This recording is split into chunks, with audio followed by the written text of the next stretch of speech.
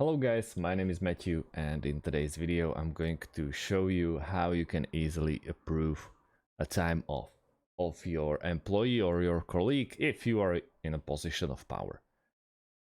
So for this particular task we have to log in into our BambooHR, and easily we have to go to the top right corner where are all the notifications, and then we have time off requests. And same as we did a video about how to deny them or cancel them, exactly the same way we can approve them. So we see Jennifer Caldwell is having some requirement for 40 hours of vacation for August 19, and we can easily approve it.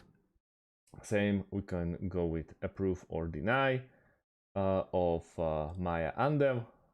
And as you can see, time off request was successfully approved. And yeah, basically that's it.